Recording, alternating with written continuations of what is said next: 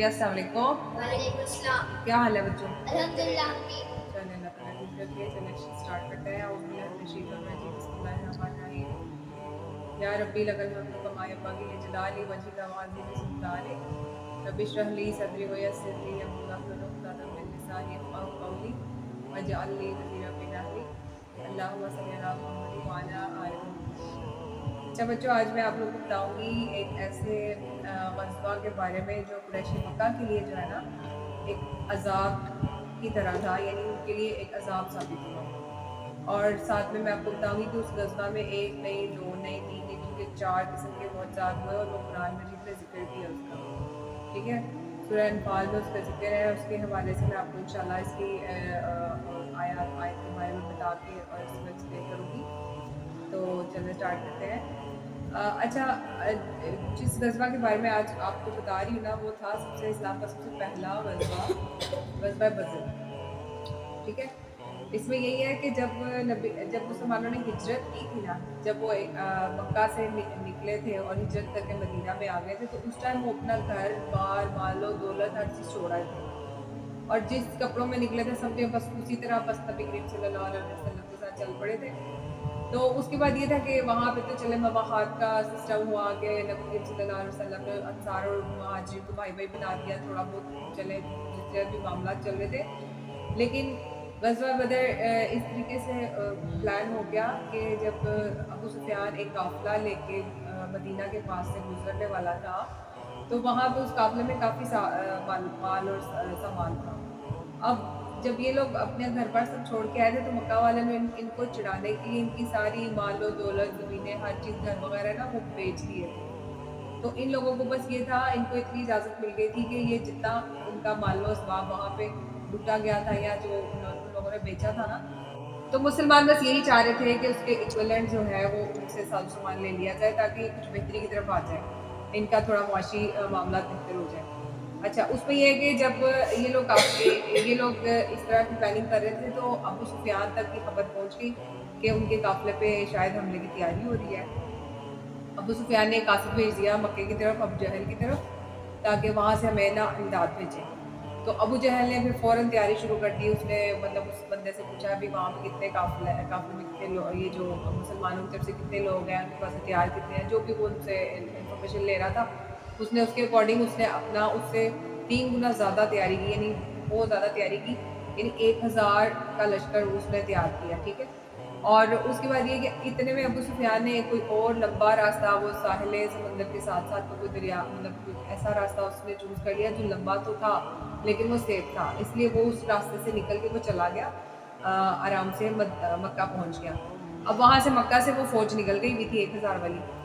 تو مکہ سے جو فوج نکلی ہوئی تھی نا، اس میں یہی تھا کہ ان لوگوں نے اب یہ لوگ بالکل مدینہ کے پاس آ چکے تھے اور یہاں پہ مسلمانوں کو ان بٹوین اللہ تعالیٰ کی طرف سے آپ صلی اللہ علیہ وسلم کو اللہ تعالیٰ نے وحی کر کے بتا دیا تھا کہ آپ کی طرف ایک اور لشکر اس طرح نکلا ہے. یعنی کہ ایک تو آپ لوگ جو قافلے کے لیے کر رہے تھے اپلائی، اس کے ساتھ ایک اور وہاں سے مکہ سے لشکر چلا ہے. تو لیکن میں آپ کو اس بات کی، اللہ تعالیٰ نے نبی کریم صلی اللہ علیہ وسلم کو اس بات کی ایک طرح سے مطلب پہلے سے ہی بتا دیا تھا کہ فتح کی خوشخبری دے دی کہ میں ان میں سے ایک لشکر پہ آپ کو ضرور فتح دے دوں گا. یہ اللہ تعالیٰ کا فیصلہ ہو چکا تھا.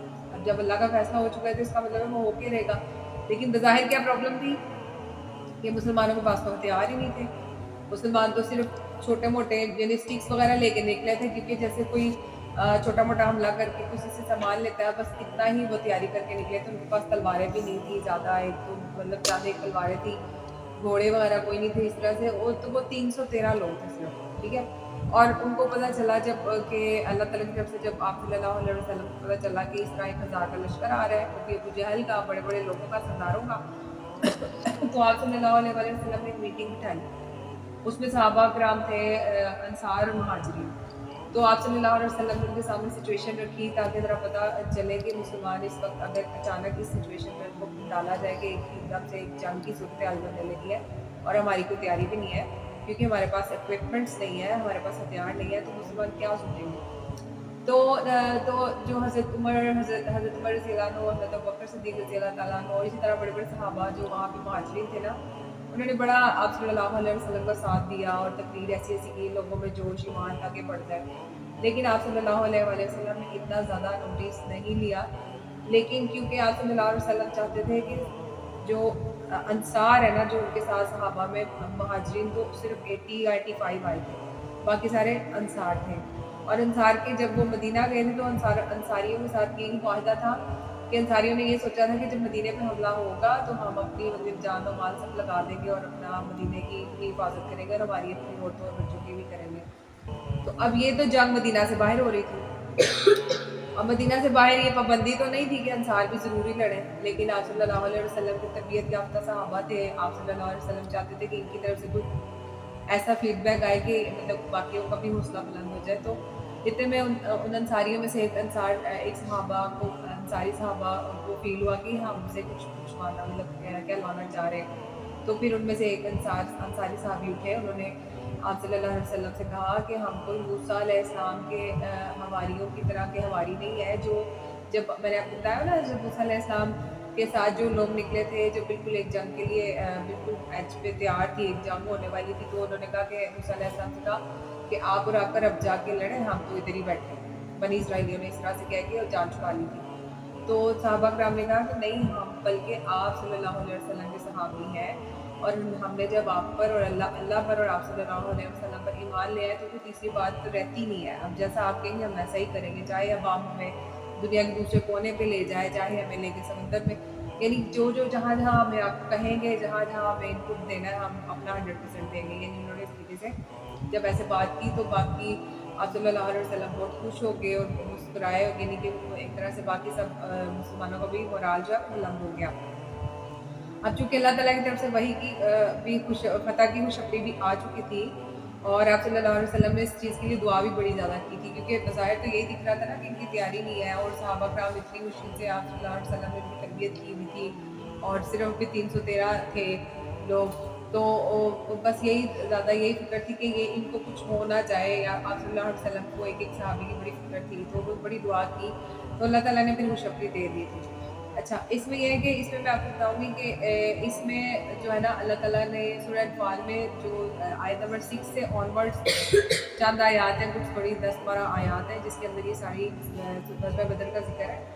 اس میں یہ ہے کہ اس میں ایک پوائنٹ بھی یہ بتایا ہوا ہے کہ صحابہ کرام کو اللہ تعالیٰ کی طرف سے مطلب اتنی اچھی پرسکون نیند آئی کہ مطلب وہ یعنی جنگ شروع ہونے سے شاید ایک رات پہلے یا اس ٹائم پہ کہ ان لوگوں کو اتنی اچھی نیند آئی کہ وہ ایک دم سے جسے کہتے ہیں نا فریش ہو گئی، یعنی کہ ان کے اندر سے وہ ایک طرح سے ان میں کوئی ہیجان نہیں تھا، ایسا کوئی ایک طرح سے وحشت خدا نصر نہیں تھی کہ جو ایک دم راہٹ سی ہو کے کوئی جنگ مسلط ہونے لگی، ایسا کچھ. یعنی کہ وہ بڑا ایک مینٹلی بالکل نارمل اور سکون میں آ گیا تھا. وہ انہوں نے جو اونگ آئی، جو نیند آئی نا، وہ اللہ کی طرف سے ایک طرح سے معجزہ ہی تھا کہ اس کے بعد وہ اتنا فریش ہوئے کہ وہ جنگ کے لیے اگلے دن بالکل تیار تھے. اور اس کے علاوہ یہ کہ اس غزوے سے پہلے بارش ہو گئی. مسلمان جس ایریے میں تھے وہاں زیادہ پانی نہیں تھا، اور جہاں پہ مکہ کے یہ جو ان لوگوں نے پڑاؤ ڈالا تھا نا مکہ کے سرداروں نے، وہاں پہ پانی زیادہ تھا. اب جب یہاں بارش ہو گئی تو اس کا مطلب ہے کہ مٹی وغیرہ میں پاؤں رکھنا آسان ہو گیا، جنگ کے دوران کے لیے تھوڑی آسانی ہو گئی. اور ان لوگوں نے جلدی سے جو ہے نا گڑھا بنا کے مٹی ہٹا کے گڑھے میں پانی بھی جمع کر لیا بارش کا. اور اس بارش کی وجہ سے نا ان کو اللہ تعالیٰ نے ایک طرح سے پاک صاف کر دیا، یعنی کہ شیطانی خیالات جو وسوسے آتے ہیں نا انسان کو کہ پتہ نہیں ہم کیا کریں گے، کیسے ہوگا، یعنی انسان کسی ڈاؤٹ میں آ جاتا ہے کہ پتہ نہیں بظاہر تو ہم لوگ کے پاس کچھ نہیں ہے، ہم کیسے جیت سکتے ہیں، یعنی شیطان وسوسے ڈالتا ہے. تو ایک طرح سے اس بارش کی وجہ سے وہ یہ ساری چیزیں دھل گئی ہیں، ظاہری طور پہ بھی ان کی صفائی ہو گئی اور دل سے بھی ان کی ایک طرح سے وسوسوں کی صفائی ہو گئی. پھر اللہ تعالیٰ نے تیسری بات اس میں یہ کی کہ ان مسلمانوں کی طرف ان کی تسلی کے لیے 1000 فرشتے بھیجے، اور فرشتوں کو بھی جیسے مطلب حکم دیا نا کہ بھائی میں تمہارے ساتھ ہوں، اور جا کے یہ جو مکہ کی جن لوگوں پہ سرداروں پہ حملہ کرنا ہے، آپ جس طرح مرضی ان کو کاٹو مارو، جس طریقے سے بھی کرنا ہے ان کے ساتھ پیش آؤ. فرشتوں کو اللہ تعالیٰ نے کہہ دیا. اور وہ کیوں کہا؟ کیونکہ پہلے 15 سال جو ہے نا اتنی تبلیغ کی، اور اس وقت کے نبی یعنی کہ حضرت محمد صلی اللہ علیہ وسلم کو قریش مکہ نے اتنا جھٹلایا تو جب وہ نہیں بات مانی تو جب ایک جگہ سے وہ نبی رسول اس جگہ کو چھوڑ دے جہاں پہ وہ رہ رہا ہو تو پھر وہاں پہ عذاب آ سکتا ہے. لیکن چونکہ مکہ میں تو خدا ناخواستہ مکہ تو حرم ہے, مکہ میں تو خانہ کعبہ موجود ہے نا, تو وہاں تو اس طریقے سے نہیں ہو سکتا تھا کہ خدا ناخواستہ کوئی جنگ مسلط ہوتی. وہاں پہ تو حرم ہے, اللہ تعالیٰ کا گھر ہے, وہاں پہ نعوذ باللہ ایسا کچھ نہیں ہو سکتا تھا کہ قتال ہو, خون خرابہ ہو, کچھ بھی. تو اس لیے کوئی ایسے اقدامات آپ صلی اللہ علیہ وسلم کر رہے تھے کہ یہ لوگ باہر آئے کسی طرح, یعنی کہ چاہے انہیں معاشی طور پہ کوئی نہ کوئی تنگی کا سامنا کرنا پڑتا ہے کسی بھی طریقے سے, تو وہ چاہتے تھے کہ یہ لوگ باہر آئے کسی طرح. تو اسی طرح جب یہ جنگ کے لیے 1000 کا لشکر باہر آیا نا, تو ان میں موسٹلی وہاں کے سارے سردار اور بڑے بڑے لوگ تھے. اچھا, اس میں پھر یہ تھا کہ 1000 فرشتے اللہ تعالیٰ نے مسلمانوں کی تسلی کے لیے 1000 فرشتے بھی بھیج دیے اور انہیں حکم بھی دے دیا جیسے مرضی ان کے ساتھ پیش آئے. اور یہ ان کے مکہ والوں پر ایک عذاب کی ایک پہلی صورت تھی, یعنی کہ جیسے ہر قوم پہ عذاب آیا تھا نا کہ کسی کو اللہ تعالیٰ نے جیسے قوم نوح پہ جو عذاب آیا پانی کا, کسی کو بارش کا, کسی کی بستی الٹ دی, کسی بھی طریقے سے جو کس پر چیخ کا عذاب آیا, ان پہ قریش مکہ پہ جو عذاب آیا تھا نا وہ یہ والا عذاب تھا. یعنی مسلمانوں کی تلواروں کے ذریعے جو قتال ہوا تھا نا, یہ عذاب ان پہ قریش مکہ پہ یہ عذاب ان پہ تھا, یہ اللہ کی طرف سے, ٹھیک ہے. اور اس جنگ میں جو ہے نا ابو جہل کے ساتھ ابو جہل سمیت 70 بڑے سردار مارے گئے تھے. مسلمانوں میں سے 14 صحابہ مرے تھے, ٹھیک ہے, شہید ہوئے تھے, سوری, مسلمانوں میں سے 14 صحابہ رضی اللہ تعالیٰ عنہ شہید ہوئے تھے, اور وہاں سے 70 بڑے بڑے سردار مارے گئے, اور کافی سارے پھر قید میں بھی گئے, اور باقی سب مطلب بھاگ گئے. تو اس طریقے سے. اور چوتھا میں نے آپ کو بتایا تھا, ایک وہ والا معجزہ بھی ہوا تھا کہ آپ صلی اللہ علیہ وسلم نے جب مٹی اٹھائی مطلب شروع ہونے سے پہلے, اور مٹی اٹھا کے کافروں کی طرف ایسے مطلب پھینکی نا پھونک مار کے, تو وہ ایک طرح سے ہر بندے کی آنکھ میں گئی, اور جس کی وجہ سے ان کے دلوں میں بھی مسلمانوں کے لیے ایک دہشت سی بیٹھ گئی نا, یعنی وہ ڈر گئے تھے ایک طرح سے. اور پھر جب ظاہر ہے بہت سارے صحابہ کرام نے یہ بھی کہا کہ کسی نے واقعی فرشتوں کو دیکھا ہے, کسی نے ان فرشتوں کی آواز سنی ہے, یعنی ان کو فیل ہوا کہ اللہ تعالیٰ کی تائید اور نصرت تھی ان کی طرف. اور اس کے بعد یہ ہے کہ جب یہ 4 معجزات ہوئے تھے اس جو ہے نا اس غزوہ میں, اور بلا میں مسلمانوں کو ماشاءاللہ یہ پتہ نصیب ہوئی کیونکہ اللہ تعالیٰ کہہ چکے تھے. اور دوسرا یہ کہ پھر مسلمان جو ہے اس کے بعد مسلمان مال غنیمت بھی اکٹھا نہیں کر سکتے تھے, کیونکہ اس مال غنیمت پہ تو ایک طرح سے اللہ اور اس کے رسول صلی اللہ علیہ وسلم کا حکم تھا. وآخر دعوانا الحمدللہ رب العالمین, سبحانک اللہم و بحمدک, اشہد ان لا الہ الا انت, استغفرک و اتوب الیک. بچوں کوسچن سے سیریز ریڈی ہے؟ عبد الرحمن, آپ مجھے بتائیں کہ قریش مکہ کو کس طرح سے عذاب ملا تھا؟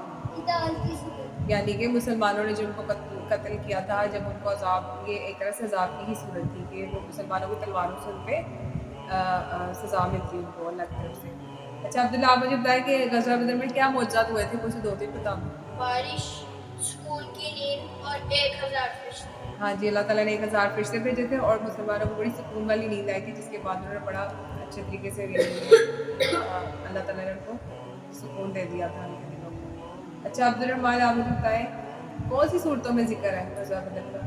سورۃ الانفال, سورۃ التوبہ. جی, سورۃ الانفال میں, سورۃ توبہ میں. اچھا عبداللہ, آپ مجھے بتائیں کہ وحی میں جو اللہ تعالیٰ کی طرف سے وحی آئی تھی اس میں کیا بتایا گیا تھا؟ 2 گروہوں میں سے کسی ایک. گروہوں میں سے جو 2 گروہ تھے نا, 1000 کا لشکر اور دوسرا جو قافلہ تھا, ان میں سے اللہ تعالیٰ نے وحی کر دی تھی کہ کسی 2 گروہوں میں سے کسی ایک گھر کو فتح ملے. گھر کو نہیں, کسی ایک گروہ کے خلاف مسلمانوں کو فتح مل جائے گی, یہ اللہ تعالیٰ کی طرف سے تھا. اور عبد الرحمن, آپ مجھے بتائیں کتنے سردار مرے تھے اس غزوہ میں؟ 70 بڑے سردار. 70 بڑے سردار. اچھا, مسلمان حملہ کر, یعنی کہ ان پہ وہ کیوں قافلے پہ حملے کی پلاننگ کر رہے تھے, کیا سوچ رہے تھے؟ کیونکہ ہجرت کے وقت جو سارا سامان وہ چھوڑ گئے تھے اس کو برابر کرنے کے, اس کے برابر وہ ان سے مال واپس لینا چاہتے تھے, کیونکہ وہ مقابلہ مدینے سے گزر رہا تھا. چلے, وآخر دعوانا الحمدللہ رب العالمین.